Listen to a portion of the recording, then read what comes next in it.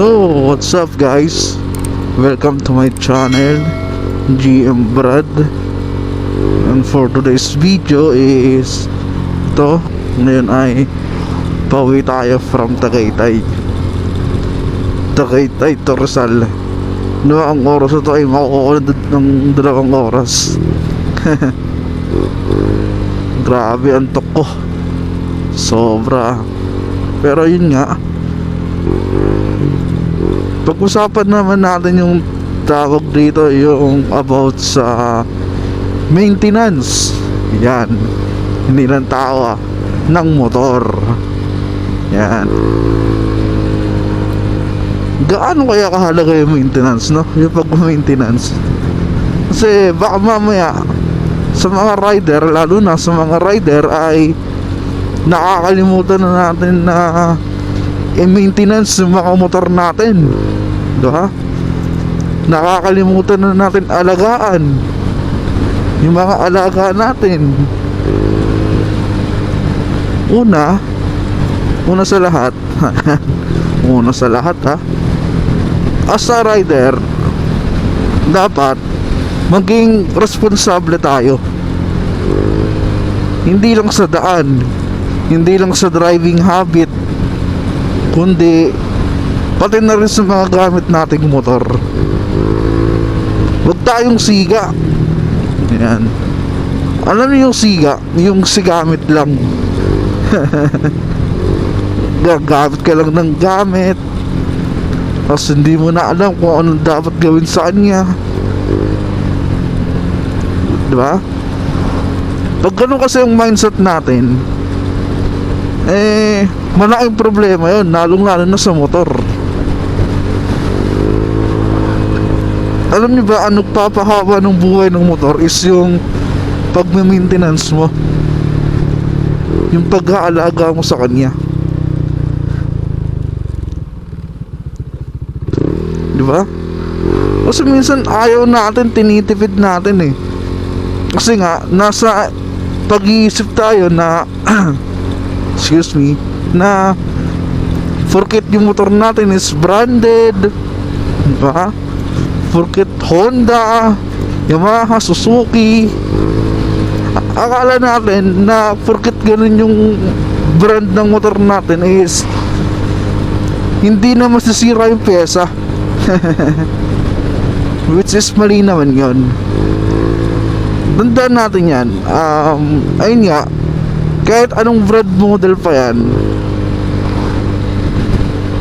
pagkatagalan, pag ang pyesa kasi ay lagi mong ginagamit, halimbawa ang gamit nga, di ba? Pag ang gamit ay kadalasan lagi mo siyang ginagamit, mayroong posibilidad na maluma siya. At hindi lang siya basta maluluma, kundi may mga bagay doon na may mga pyesa na pwedeng masira, which is ganun sa ating motor. Kaya kailangan ng maintenance, kasi may mga pyesa dyan na kailangan mong palitan kapag tumatagal.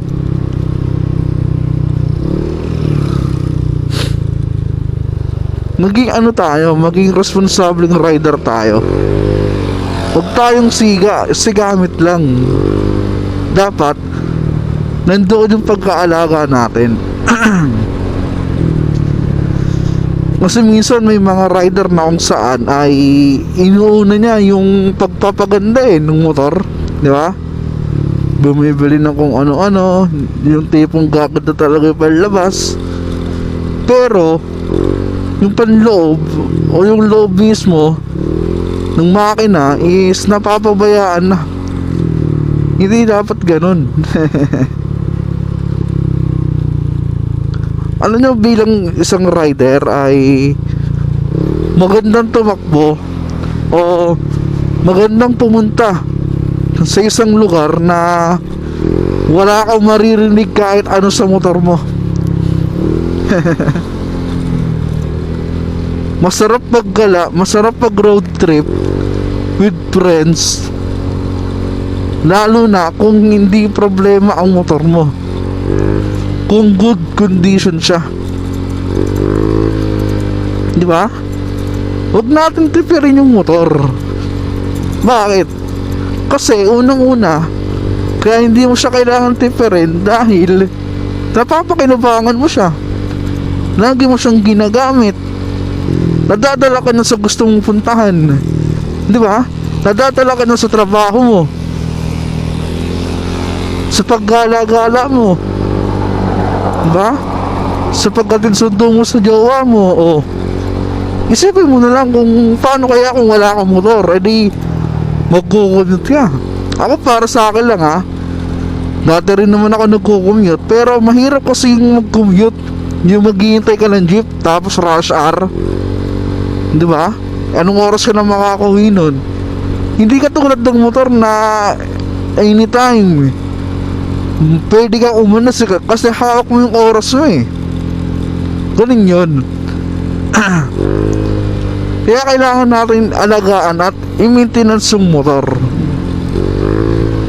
Kasi kahit anong motor pa gamit mo, kung hindi ka marunong mag-alaga ay walang tatagal sa'yo. Di ba? Ganun lang yun, big word yun.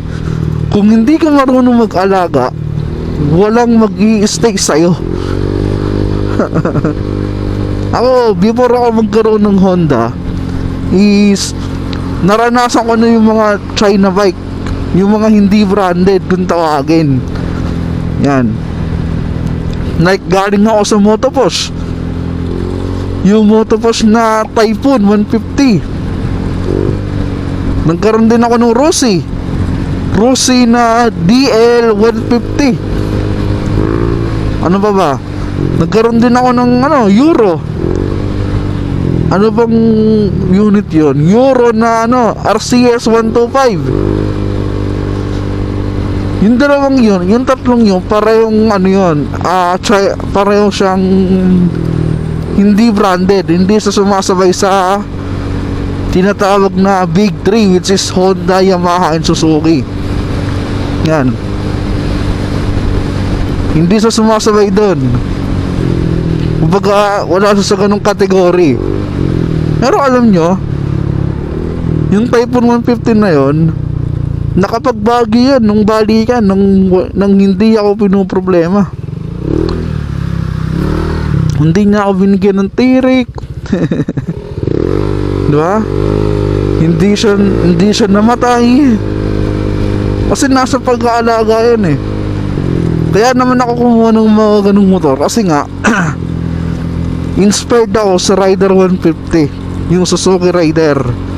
Yan, yung problema dahil sa may kamahalan at hindi afford ang budget ko is hanggang doon na lang ako sa kumukha niya. Yung parang replica kung tawagin, which is yung Raider 150 ay yung Typhoon 150 at saka yung DL 150 ng Motoposh at ng Rossi. Pero yun nga, kung maalaga ka kasi sa gamit, kahit anong brand pa yan, tatagal sa iyan eh. Di ba? Maraming kailangang i-maintenance sa motor, lalo na kung nagpaplano ka magmotor, bumili ng motor. Nantok talaga ako. Yan. Tulad ng sinabi ko, marami kang kailangang i-maintenance pagka bibili ka ng motor. Ang mga pangunahin kasi pinapalit dyan, una, yung engine oil. Yan.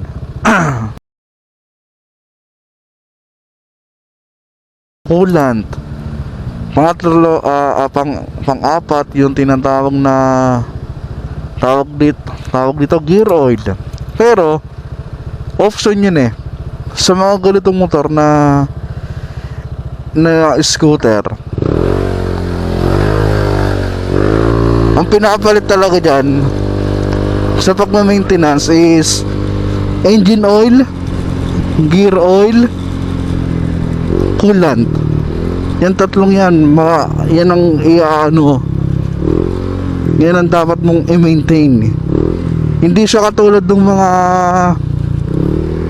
yung mga motor na underbone, like manual or semi-matic. Yan, mga Wave, mga Raider 150, mga Sniper, yung mga motor na dekadena. Yan. Pag ganon, hindi sila nangangailangan ng gear oil at hindi rin sila at gear oil lang pala hindi nila kailangan. Kasi pagkakalam ko, ang Yamaha yata, lalo na ang Sniper, ewan ko kung kailangan nila ng coolant kasi meron silang tawag doon yung sa radiator, meron silang ganun, di ba? Yun lang. Pag nagme-maintenance ka kasi, minsan kasi iniisip natin yung gastos yung laki ng babayaran.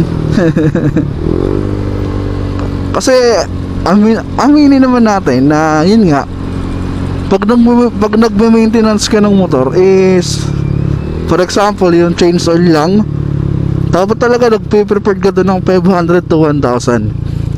Yung 1,000 naman, all in na yun, kasama ng engine oil, gear oil, tapos yung coolant. Kasi ang engine oil is nasa 350 to 500 up to 500 yan siya naglalaro, di ba? Ako sa motor ko na to, itong Honda PCX is hindi ko pinapabayaan yung change oil niyan. Hindi ko kinakaligtaan.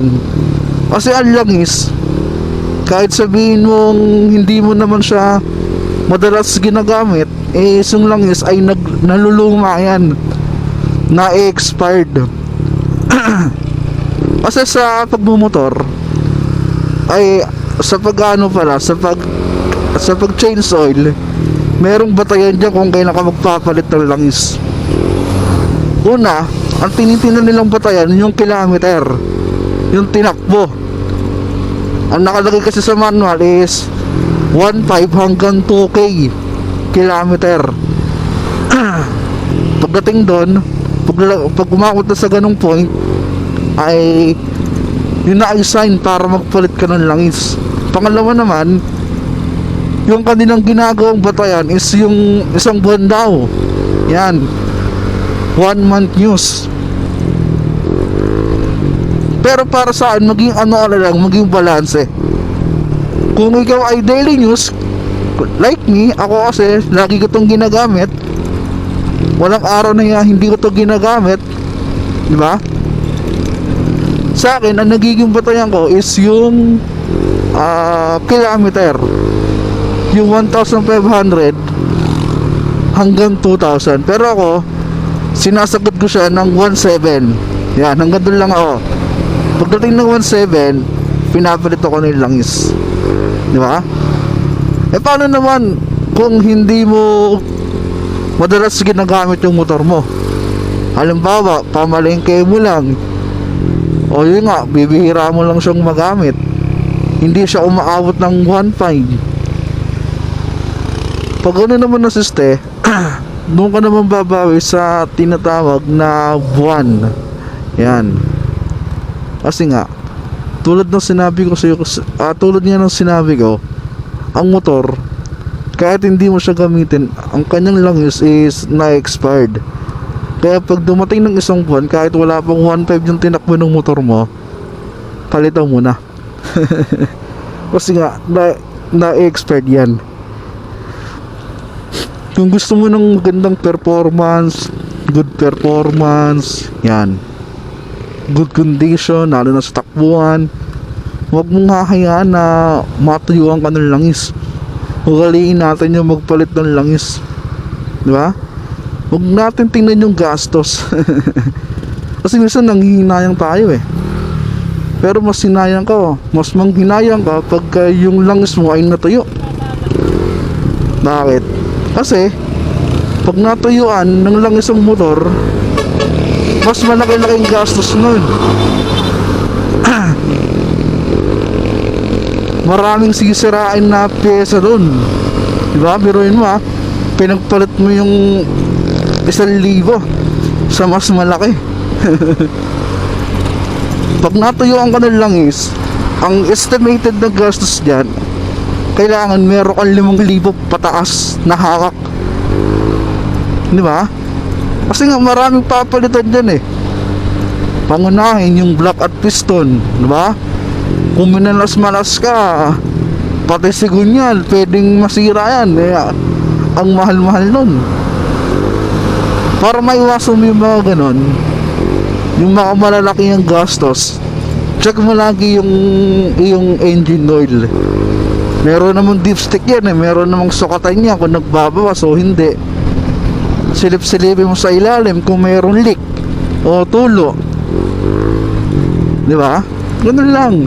Kung gusto mong tumagal ang buhay ng motor mo, huwag mong tipirin, huwag puro pagpapaganda, di ba?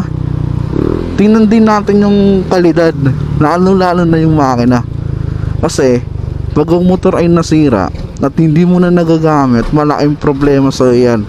Sobrang abala sa iyan. Ako na nagsasabi. Kung may motor ka tapos bigla ka nawalan ng motor, ang laking pag-a-adjust ang gagawin mo. Kaya ayun lang. Ewan ko kung short video to o long video. Wala akong maisip na topic eh, kaya ayun na lang. Kaya payo lang sa lahat ng mga rider, sa lahat ng mga gustong magmotor, yun, huwag niyong kalimutan ng mag-maintenance. Huwag niyong tipirin ang motor nyo.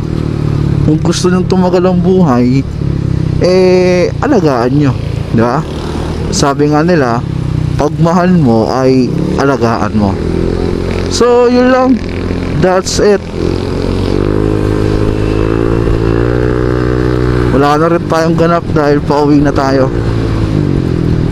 So yun nga, salamat sa mga nanood. See ya.